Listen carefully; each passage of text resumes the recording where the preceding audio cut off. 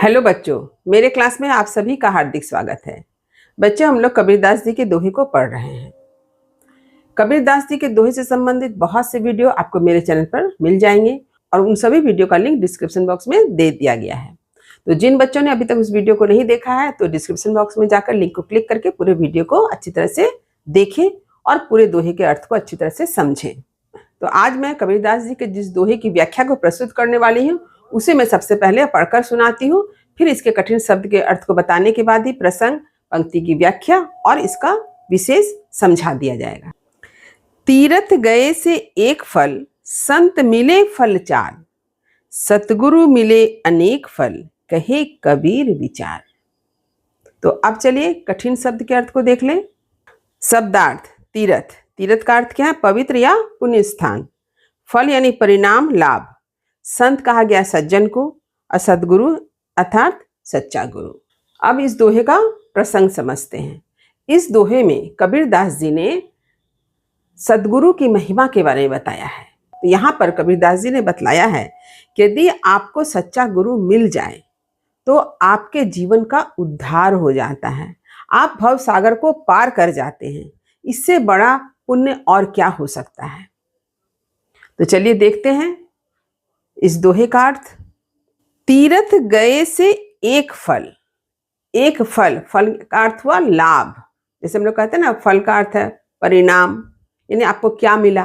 जैसे कि आप परीक्षा देते हैं तो उसके बाद क्या होता है? परीक्षा फल, यानी परीक्षा का क्या परिणाम हुआ। तो यहाँ पर वही बात है कि जब आप तीर्थ यात्रा करने जाते हैं तो उससे आपको क्या मिलता है, क्या लाभ होता है? तो एक लाभ होता है। यदि आप तीर्थ यात्रा करने जाते हैं तो आपको एक लाभ होता है, क्योंकि जब आप तीर्थ यात्रा करने जाते हैं तो वहां पर आपके तरह ही बहुत से श्रद्धालु लोगों से आपकी मुलाकात होती है। जैसे कि आप तीर्थ यात्रा करने गए तो आप तीर्थ स्थल में जाके क्या देखते हैं? आपके तरह ही बहुत से श्रद्धालु लोग वहां आए हुए हैं। वे सभी अच्छे लोग हैं, सज्जन लोग हैं।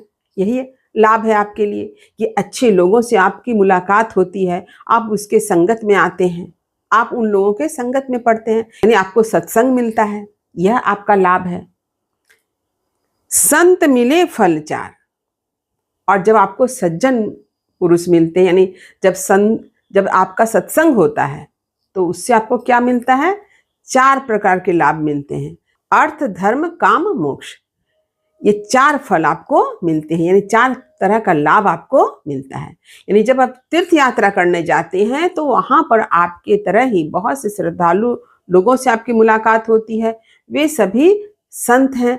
और जब सत्संग होता है, यानी संतों का साथ मिलता है, तो आपको चार प्रकार से लाभ होते हैं।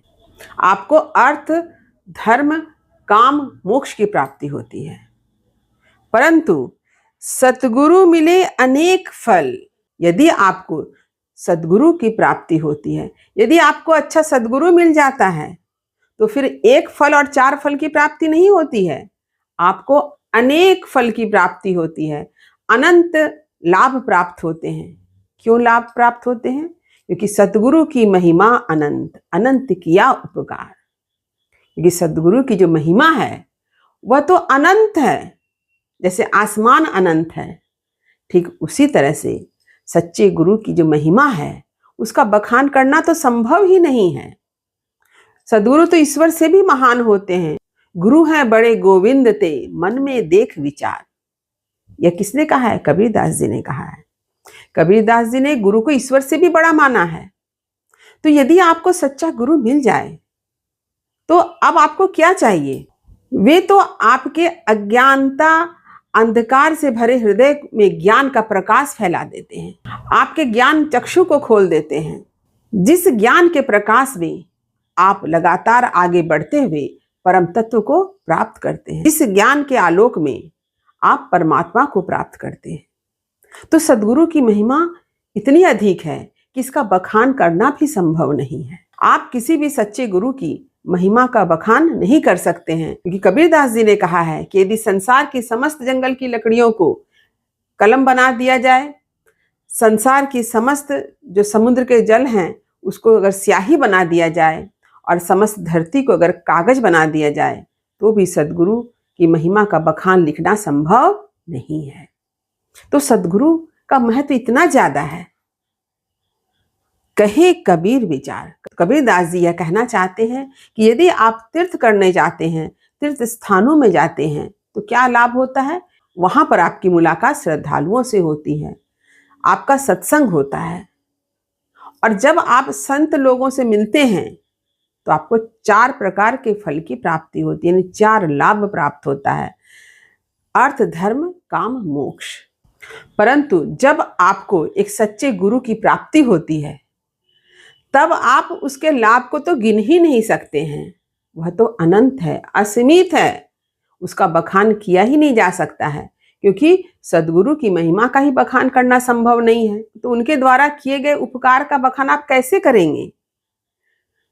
इसी सत्य को कबीरदास जी ने इस दोहे में हम सबके समक्ष प्रस्तुत किया है। तो उम्मीद करती हूँ कि इस दोहे का अर्थ आपने अच्छी तरह से समझ लिया होगा।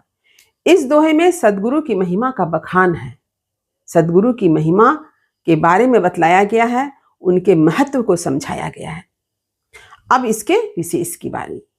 हमेशा की तरह विशेष को मैं एक एक करके आपके स्क्रीन पर लिख दे रही हूँ।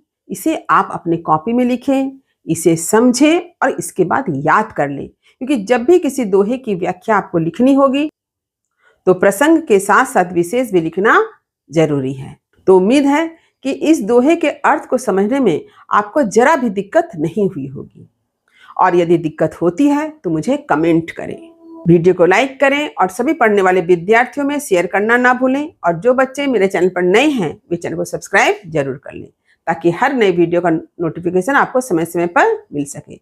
तब तक पढ़ते रहिए, जीवन में आगे बढ़ते रहिए। मेरी शुभकामनाएं आप सभी बच्चों के साथ है। धन्यवाद।